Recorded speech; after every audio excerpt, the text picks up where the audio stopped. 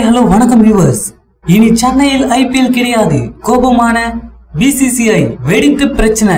இந்தியாவில் கடந்த 2008 முதல் உள்ளூர் T20 கிரிக்கெட் தொடரான Indian premier league IPL cricket தொடர் நடக்கிறது. இந்த ஆண்டுக்கான தொடர் முக்கிய நகரங்களில் தற்போது நடந்து வருகிறது.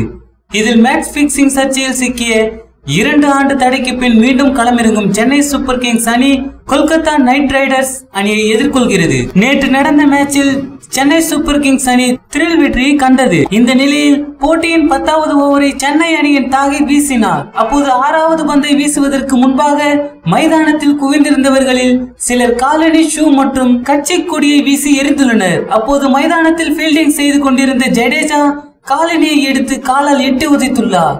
மேலும் ஆப் டியூப்ளேசிஸ் காலனியை எடுத்து ரசிகர்கள் கூட்டத்தை பார்த்து காண்பித்துள்ளார் என்பது குறிப்பிடத்தக்கது. இந்த செயலால் மைதானத்தில் பதற்றம் நிலவியது.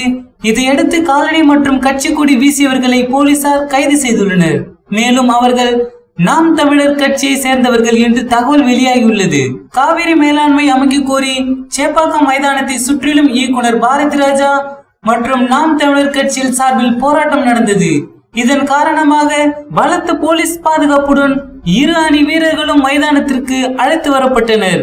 இதற்கிடையில் போராட்டம் நடந்த பதற்றத்தில் நடுவரை அழைத்து வர ஐபிஎல் நிர்வாகம் மறந்துவிட்டது. மேலும் இதன் காரணமாகத்தான் டாஸ் போடுவதிலும் தாமதம் ஏற்பட்டுள்ளதாகவும் கூறப்பட்டது.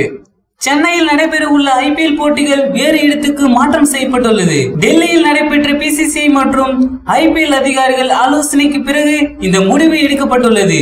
காவிரி மேலாண்மை வாரியம் அமைக்காத மத்திய அரசுக்கு எதிராக தமிழகம் முழுவதும் கடந்த சில நாட்களாக தொடர் போராட்டங்கள் நடந்து வருகிறது. போராட்டக்காரர்களின் ஐபிஎல் போட்டி ரத்து செய்ய வேண்டும் என்று போராட்டக்காரர்கள் மறியல் போராட்டம் நடத்தி வருகின்றனர். இந்நிலையில் சென்னையில் நடைபெற உள்ள ஐபிஎல் போட்டிகள் வேறு இடத்திற்கு மாற்றம் செய்யப்பட்டுள்ளது. சென்னையில் நடக்க உள்ள ஐபிஎல் தற்போது வேறு இடத்திற்கு மாற்றப்பட்டுள்ளது. மாற்றியது சரியா என்பதை பற்றி உங்களின் கருத்துக்களை கீழே இருக்கும் கமெண்ட் பாக்ஸ்ல கமெண்ட் பண்ணுங்க.